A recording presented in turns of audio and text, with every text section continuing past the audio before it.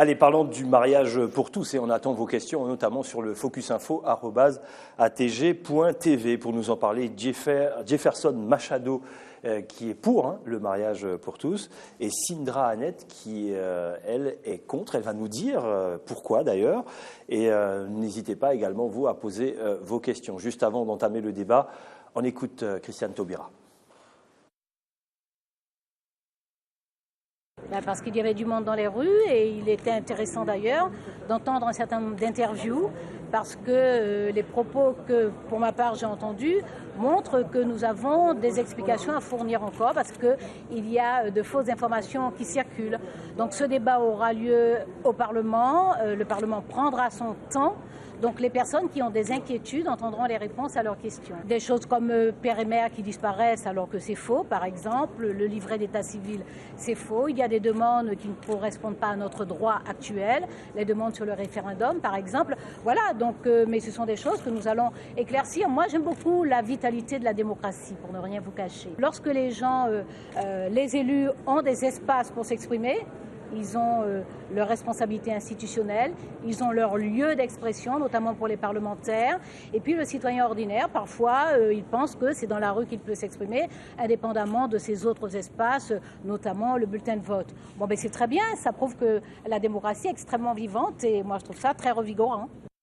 Voilà donc ce fameux projet de loi porté par le gouvernement, mais c'est le garde des Sceaux qui était obligé également de proposer cette loi. On rappelle que c'était une promesse du président François Hollande lors des élections présidentielles. Sindra Annette Jefferson Machado, est-ce que déjà vous étiez à la marche ici en Guyane, comme en métropole il y avait une marche ici en Guyane, est-ce que vous y étiez, Sindra Annette ?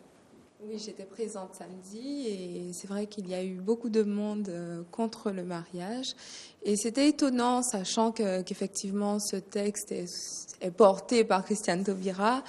Et on a pu quand même voir que la population a répondu présente et justement a interpellé Christiane Taubira en lui disant qu'elle vient de là d'écouter son peuple. D'accord. Vous allez nous dire pourquoi vous y étiez. Jefferson Machado ? Écoutez, j'y étais. Comme dit Sindra, ma collègue, interpeller Madame la ministre Taubira, je ne vois pas où est le mal. Je pense que la démocratie, comme elle a dit, elle est pour la démocratie, donc ouvrons nos portes à toute chose, quoi. Alors, déjà, est-ce que le terme vous convient, mariage pour tous? Est-ce que ce n'est pas une façon de culpabiliser ceux qui seraient contre, déjà? Dites-nous déjà pourquoi vous êtes, parce qu'on peut être pour ou contre, mais rester à la maison, pourquoi vous étiez, vous, dans le défilé? Tout simplement pour montrer que la démocratie, je pense que tout le monde a droit à être heureux, que ce soit homme, homme, femme, femme. Je pense qu'on a tous le droit de s'aimer et pouvoir ainsi construire une famille par la suite. Je pense que le fait de dire qu'on est contre, c'est peut-être limiter à la démocratie, notre démocratie de nos jours. D'accord, très bien. Sindra Annette, pourquoi vous étiez dans le défilé? Déjà, le terme pour tous me dérange parce que c'est un peu une porte ouverte à tout. Pour tous. Donc là, quand on dit pour tous, c'est vraiment tous. Donc aujourd'hui, c'est entre les homosexuels, mais demain, ça peut être autre chose, puisque c'est pour tous, on est bien d'accord. Donc demain, on aura d'autres demandes, et ce sera pour tous. Et je ne vois pas pourquoi on dira non. Alors, donc, premièrement, là, il y a une difficulté avec ce terme. Après, je ne suis pas sûre que ce qui dérange, ce soit l'union et le refus du bonheur. En tout cas, pour ma part, ce n'est pas le cas. On parle de mariage homosexuel, d'adoption et de la PMA également. Voilà. Donc, alors, le mariage, je milite avec vous et je viendrai faire une marche avec vous si vous voulez. Par contre, je suis contre l'adoption et contre la PMA. Voilà, donc on a bien senti, il y a des gens effectivement qui... on parcellise vraiment les choses et là c'est global et finalement le seul espace d'expression c'est la rue parce qu'on ne veut pas donner d'espace à la population et seuls ceux qui doivent débattre c'est au Parlement. C'est quand même dommage. Ça vous dérange. Il y avait beaucoup de femmes, très peu d'hommes. Comment expliquer ça ? Il n'y a pas d'explication. Je pense que les femmes, elles sont beaucoup plus impliquées que nous, les hommes, je dirais. Plus courageuses aussi, peut-être ? Plus courageuses, voilà. Alors, est-ce que la cause pro-mariage gay manque de leaders, peut-être charismatiques? Pas beaucoup, effectivement, on l'a dit, hein, pas beaucoup d'hommes dans la rue, même s'il y avait des femmes, un leader, quelqu'un qui sort du rang pour avoir un discours beaucoup plus fort. On a senti quand même que ceux qui étaient contre avaient beaucoup plus d'arguments que les autres. Hein. Mais il est plus facile de dire non que de dire oui. Donc, je dirais comme vous dites, un homme, pour prendre la tête de la chose, un homo, ici en Guyane, ce n'est pas encore bien vu par la société, par les gens autour de ces gens-là. Ça nous a montré ce défilé, effectivement, encore tout un aspect autour de l'homosexualité ici en Guyane. Est-ce que vous êtes déçus par et là, les pour et les contre, hein, est-ce que vous êtes déçus par l'attitude du gouvernement, en fait, qui défend ce projet avec, on va dire, quelques faiblesses, hein. François Hollande qui dit que certains maires, s'ils ne veulent pas marier les homosexuels, pourraient laisser ça à leurs adjoints. Ça pourrait vous énerver, ça aussi, dites-nous. Très franchement, oui. Mais, donc on sent bien qu'ils ne sont pas derrière le projet quand même. Hein. Voilà. Ils ne sont pas à fond derrière. Si, mais comme c'est une promesse mise en place par le président de la République, donc on y croit et puis on verra par la suite. De cette situation-là, Sindra? Moi, je suis assez déçue pour ça parce que c'est vrai qu'on voit qu'il, normalement, au départ, il est pour ce texte et tous les maires doivent marier. On arrive au congrès des maires. À la finalement, on recule un petit peu. Mais on ne veut toujours pas donner la parole à la population. Et voilà, c'est quand même bizarre, cette espèce d'aller, reculer, finalement pas vraiment s'impliquer, pas vraiment affirmer, mais par contre, quand le peuple demande, et là, s'affirmer, prendre position. Vous voulez un référendum? Oui, clairement. Apparemment, il n'y en aura pas. Donc, vous serez déçus? Dit-on. Il y a deux moyens d'avoir un référendum. Hein. Il y a la voie présidentielle et puis on peut obtenir des signatures et là, demander un référendum. Donc, on peut toujours envisager la deuxième possibilité. Que vous inspire l'ampleur de la manifestation? Notamment, on va revenir sur celle de la Guyane, mais en métropole, autant de monde dans la rue. Qu'est-ce que ça vous inspire? Autant de monde contre le mariage. Tout à fait. Oui, j'ai vu les statistiques. C'est vrai que quand j'ai consulté mes collègues, ils étaient un peu, pas effrayés, mais déçus. Surpris, ouais. Parce qu'ils ne s'attendaient pas à aussi nombreux de personnes dans les rues. Mais non, personnellement, non, on y croit. Donc, on garde la tête haute. Puis, on est là, quoi, on garde l'espoir. Et Sindra, l'ampleur. Ce que je trouve effrayant, c'est que là, il y a eu beaucoup de monde dans les rues, mais j'ai l'impression que ce texte, le fait de n'écouter personne, de ne pas vouloir qu'il y ait un débat public, ce texte va faire monter l'homophobie, alors que je reste persuadée que le problème ne vient pas de l'union. Loin de là, et qu'il n'y a pas d'homophobie derrière. Mais plus vraiment ce refus, cette protection de la famille. Et, plutôt sur l'adoption. Voilà. C'est là tout le problème. Mais ça fait monter l'homophobie qu'il n'y ait pas de dialogue. Est-ce que Monseigneur Lafont avait sa place dans la manifestation, d'après vous? Personnellement, je ne pense pas. Pourquoi? Je ne dirais pas pourquoi, mais je ne pense pas qu'il avait sa place dans la manifestation. Mais vous ne nous dites pas pourquoi? Non. Bon, c'est personnel, vous gardez ça pour vous. Sindra, il avait sa place? Comme toute personne. Alors, papa plus maman égale enfant, à part ce schéma-là, rien n'est possible. Qu'est-ce qui vous gêne, Sindra, là-dessus? Tout simplement, c'est le seul schéma biologiquement parlant. Donc, tant qu'on ne réussira pas à faire autre chose, je ne vois pas pourquoi il y aura un autre schéma. Un enfant a besoin de cet équilibre. On ne s'adresse pas à sa mère ou à son père indifféremment. Il y a des sujets où on va plus vers sa mère, des sujets où on va plus vers son père. Et on a besoin de cet équilibre, de cette différence pour évoluer correctement, être structuré. Deux femmes, deux hommes, ça ne structure pas un enfant? Non. Je ne dis pas qu'il n'y aura pas tout l'amour du monde. Mais en termes d'équilibre, l'équilibre ne sera pas respecté et ce ne sera pas le mieux. Moi, j'aimerais poser une question. Est-ce que c'est simple aujourd'hui d'être homosexuel en Guyane?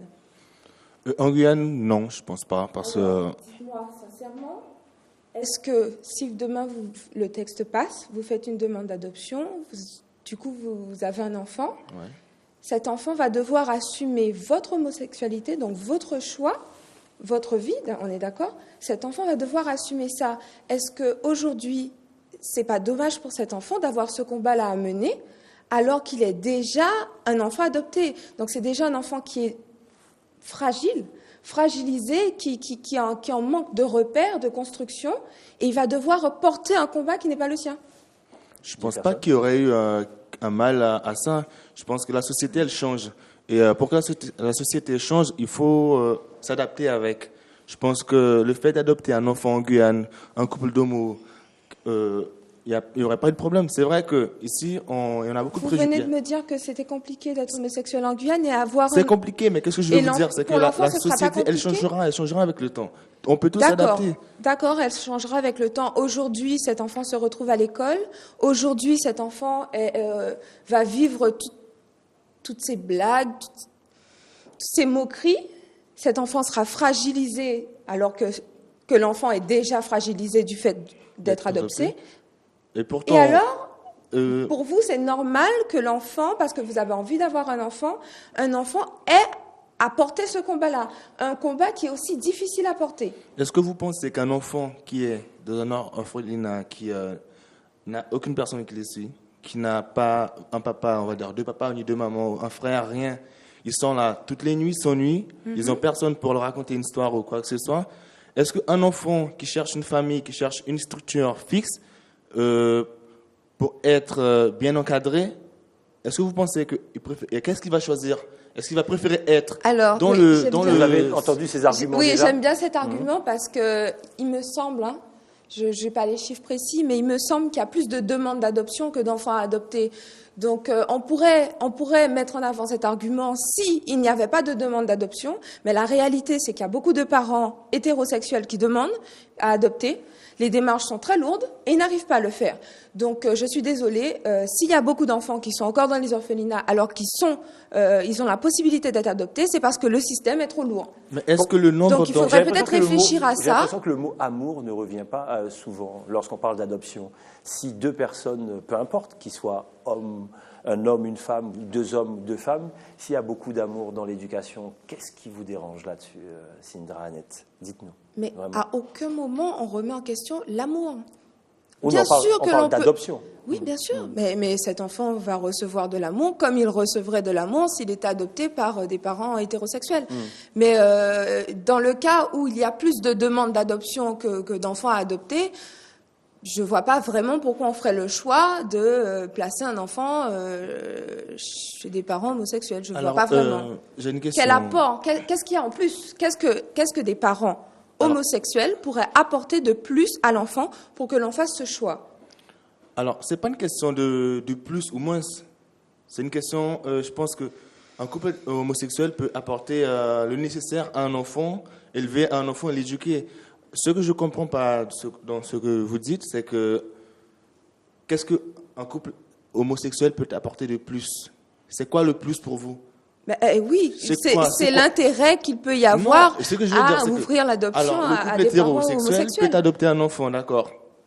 Ok, ça veut dire que pour les homosexuels, pour adopter un enfant et être bien avec son enfant, l'élever dans une bonne structure, il faut avoir un plus. Et moi, ce que je veux savoir, c'est quel est ce plus pour vous? Qu'est-ce que ça veut dire? C'est pas très net. Eh ben, le plus, c'est justement cet équilibre.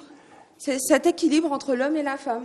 À une époque, on ne parlait pas du tout de mariage homosexuel. On a parlé du Pacs, notamment en France.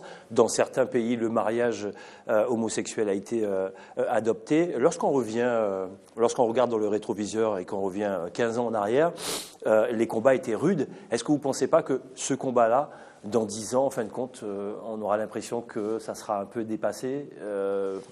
Là, je vous pose une question comme ça. C'est ça qui m'effraie le plus. C'est ça qui vous effraie? Ce sera un autre combat. Ce sera un autre combat. J'ose à peine dire quel genre de combat il va y avoir, mais ce sera un autre combat. Pour vous, un enfant adopté par des parents homosexuels sera perturbé? Oui. Ouais. C'est un enfant qui sera perturbé. Et je vois mal comment la personne qui place les enfants, qui fait le choix, va se dire, cet enfant-là ira chez les parents homosexuels, sachant ce qu'il va devoir vivre par la société. Je n'ai pas dit par les parents. Je pense sincèrement que cet enfant sera aimé. Mais je parle de la société, de ce que cet enfant va devoir subir, va devoir endurer, va devoir se battre pour un combat qui n'est pas le sien. Donc, comment la personne qui place va faire ce choix? Va dire aujourd'hui, cet enfant ira chez les parents homosexuels, celui d'à côté ira chez des parents hétérosexuels. Donc, ils sont tous les deux affaiblis. mais celui-là va porter un combat plus lourd. Qu'est-ce qui va déterminer ce choix? Franck Pereira, vous voulez participer, on dirait. Je pose une question, juste une petite question. Bon, le Brésil, c'est le pays, enfin un des pays les plus catholiques du monde, de la planète. Hein. Ok, ils ont affronté ce combat en 2012. Aujourd'hui, le droit au mariage pour tous, on va dire, pour le mariage gay, on va dire plutôt, est accepté. Ouais. Hein, ça se fait au Brésil aujourd'hui. Mais les homosexuels du Brésil ont d'abord entamé un autre combat. Ce que dire, ici en Guyane, on n'a jamais vu une parade gay. On n'ose pas faire au moins un chariot gay dans le carnaval. On n'ose pas. Est-ce que Leur combat, c'est d'avoir... déjà s'imposer l'existence. On est là, déjà, pour après entamer notre demande. Pourquoi vous n'entamez pas ça? Et vous, pourquoi vous participerez à ça? Mais ça ne me dérange pas. Voilà. J'étais à Montpellier, j'allais tous les ans à la Gay Pride. C'est ça qu'il y a eu au Brésil. Ça ne me Gilles, dérangerait pas. C'est exactement ça. Tous les hétéros ont participé des grandes parades gays dans les grandes villes, dans les petites villes. Et comme ça, ils ont fini par accepter plusieurs choses. Mais on ne peut pas faire je sais pas moi, une comparaison entre le Brésil et la Guyane. Et on ne peut pas.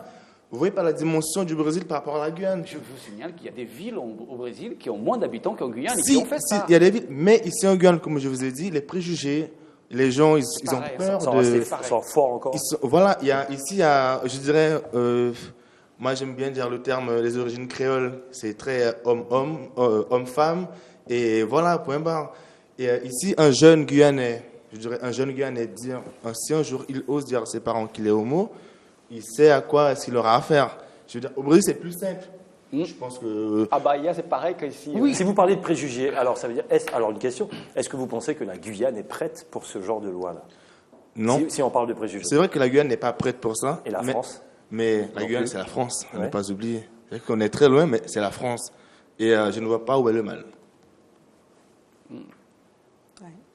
Malgré ça, effectivement, donc il la demande, c'est parce que vous voulez que les choses avancent, malgré tout? Voilà, tout à fait. On veut avoir les droits à toutes... Les mêmes droits que tout le monde. Et moi, je pense que c'est un texte qui est précipité et qu'il y aurait fallu avoir une débat dans la discussion société plus importante pour que ce texte soit le reflet de ce qu'on attend, de ce que l'on pense. Et je pense que s'il y avait eu déjà peut-être progressivement, ça se trouve que la société aurait avancé et que les choses auraient été acceptées, on n'aurait pas eu 800 000 personnes dans les rues.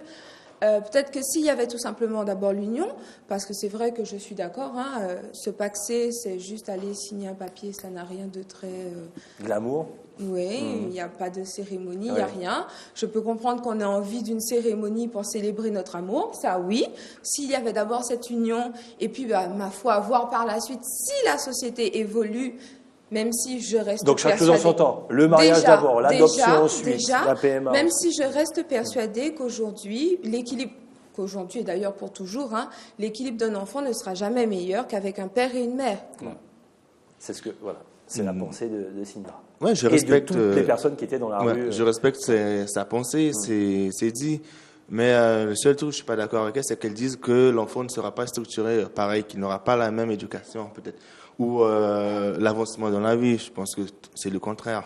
L'enfant, est-ce qu'on a assez de recul là-dessus? Est-ce qu'on des enfants qui ont été adoptés? On a vu quelques reportages, notamment aux États-Unis, pas qu'aux États-Unis d'ailleurs, quelques reportages effectivement d'enfants déjà Alors moi j'ai vu des reportages par très des homosexuels, positifs, comme j'ai vu des reportages très négatifs. D'accord. Mais cela dépend des zones, comme je dis, ça va changer avec le temps. Aussi, tout reportage est orienté, donc je ne vais pas forcément me baser dessus. Tout reportage est orienté, et ça je l'admets. Il y a des reportages positifs comme il y a des reportages négatifs. Donc ça, je ne veux pas non plus rentrer dans un débat, se dire oui, on veut ci, on veut ça. Mais je reste persuadée qu'avoir un enfant qui est adopté par des parents homosexuels, en fonction de la région où cette personne habite, en fonction du quartier, cela change, je suis désolée, mais si on est... Pour vous, c'est mettre l'enfant en danger. Bien sûr. Si on est éduqué en plein Paris, dans le quartier du Marais, c'est sûr que l'enfant n'aura pas de difficulté. Sera même épanoui. Par contre, ce même enfant-là se retrouve à Sarcelles, je suis désolée, mais l'enfant aura des difficultés. L'enfant sera sujet à moquerie tous les jours à l'école, tous les jours dans le quartier. Est-ce que vous pensez franchement que c'est une fille? Et peut avoir une mauvaise scolarité. Donc, mais bien sûr, mais bien sûr. Donc qui dit moquerie, dit mauvaise scolarité. Mauvaise scolarité dit que cette personne-là, cet enfant-là... Détruit son avenir. Mais bien sûr. Comment voulez-vous qu'elle se structure, qu'elle fasse des études et qu'elle trouve un travail aujourd'hui? Donc pour vous, l'adoption doit se faire par région. C'est-à-dire une région, oui, une région, non. Absolument pas. Ben, où est le mal? Non, ce que je veux vous dire, c'est que les choses sont plus simples en fonction de notre domicile. Voilà. Moi, je connais des amis qui ont aujourd'hui, bon, ils ont mon âge, voire un peu moins. Ils ont été adoptés accueillis, pas vraiment adoptés, mais accueillis par des homos. Pourquoi? Il n'y avait pas de structure, ils n'avaient rien. Oui. Et les homos, ces amis-là en question, les ont accueillis chez eux. Ils les ont élevés comme deux papas. Parce qu'on ne dit pas, un couple d'homosexuels, c'est pas un papa et une maman. Oui. On donne l'amour, ils donnent l'amour à un enfant équitable. Je veux dire que c'est l'amour. Voilà, ce serait pas équitable quand c'est pour les hétérosexuels. Non, je n'ai pas dit ça. Je n'ai pas dit ça. Je veux dire que il n'y a pas histoire d'être un papa et une maman dans un couple homosexuel. Et c'est ce que la société, les gens... oui, mais moi j'ai un contre-exemple. Moi j'ai une amie, ses parents étaient ensemble, ses parents se sont séparés parce que la mère s'est révélée homosexuelle et a été vivre avec une femme.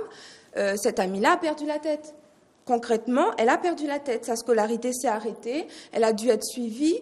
Donc, on ne peut pas dire que ça n'a pas un bouleversement chez les enfants. Mais comme vous avez dit, il y a eu un changement. Ils étaient ensemble. Les parents, ils étaient tous les deux ensemble. Ce n'est pas la faute de l'enfant. C'est vrai que c'est normal que l'enfant... parce qu'il y a une faute de l'enfant à un moment. C'est que l'enfant, la fille en question, c'est normal qu'elle ait eu ce bouleversement, qu'elle ait eu peur de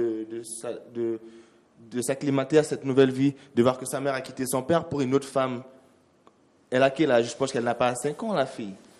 Non, effectivement. Voilà, le débat prouve bien que cette affaire n'est loin d'être claire et terminée, bien sûr, que ce soit en métropole ou ici même en Guyane. En tout cas, merci d'avoir apporté vos témoignages et vos idées, ce qui montre bien qu'il y a encore un long chemin avant d'arriver à ce texte de loi que le gouvernement veut apparemment imposer à la population française. Merci d'être venu et d'avoir témoigné ici sur le plateau de Focus Info. On se donne rendez-vous dès demain. On parle d'un nouveau permis. Apparemment, il y aura un nouveau permis.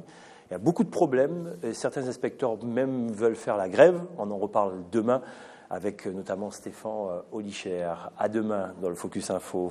Passez une excellente soirée sur ATG.